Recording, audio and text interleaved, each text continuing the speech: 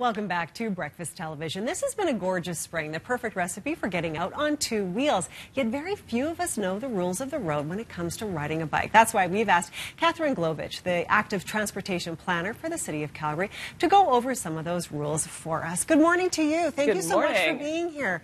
This is a big conversation we've been having here at BT. So many of us think we know all the rules, but maybe we don't quite. And it's all about people riding and also driving safely on our roads. Ultimately, we want all Calgarians to be able to get out and enjoy our city, no matter if they're walking, biking, or driving. And I'm excited to share some of those tips and rules of the road today. Wonderful. Okay, so we actually have a list of questions, so we make sure we get them all in. So let's start with this one. Should cyclists always stay in cycle tracks when they are available? So when someone is riding within a cycle track, they're actually allowed to be outside of a cycle track or a bike lane. And at times they may need to do that to get access to a building if the building's on the other side of the road, or you know, if they want to make a lane change, or if they need to be making, or if there's some sort of blockage or something like that within a cycle track or a bike lane. Okay. So yeah, so you can move out of them if you need to. You can move out of them if you need to. Okay, this is good. All right, let's move on to our next one. How should motorists be turning right across the bike lane? Absolutely. So when you're driving, you always want to make sure that you're yielding to someone that is in a bike lane or in a cycle track. In our downtown, we have two-way cycle tracks on roads like 12th Avenue or 5th Street.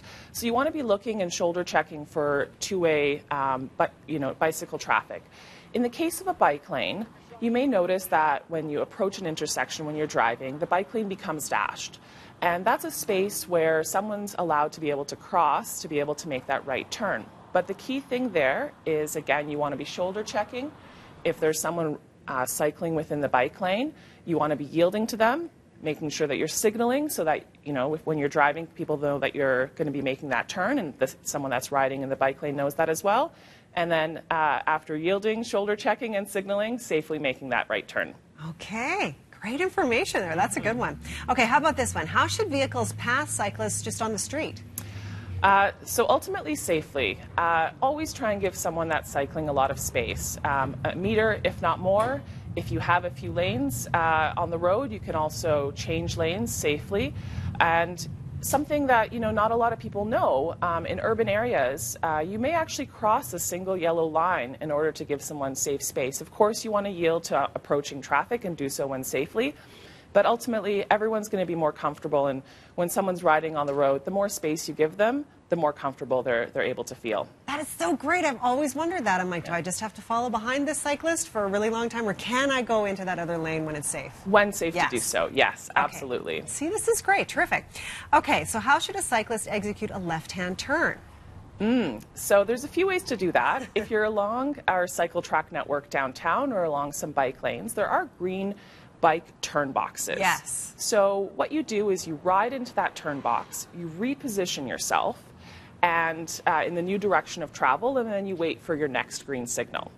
Of course, if that's not there, or you're riding on a bike lane or on a road with no cycling infrastructure, you want to position yourself, you know, further into the center of the lane or into a left turn lane. So you want to, again, be safely making lane changes by shoulder checking, yielding to any traffic that might be in that other lane, and signaling your left turn. Right. And when safe to do so, after yielding to any approaching traffic, making that turn.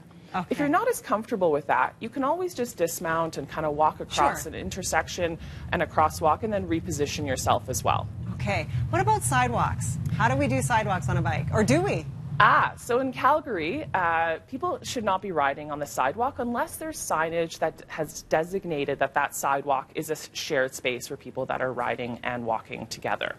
If you're under the age of 14, you are allowed to ride on the sidewalks. Okay, so kids can do it. Kids can do it, and some places, again, within our downtown, we've designated as sidewalks that are shared. But there's signage that lets you know that. And then you always want to be yielding to people that are walking in those places. There you go. Katherine, thank you so much for answering so many questions for us. This is great stuff.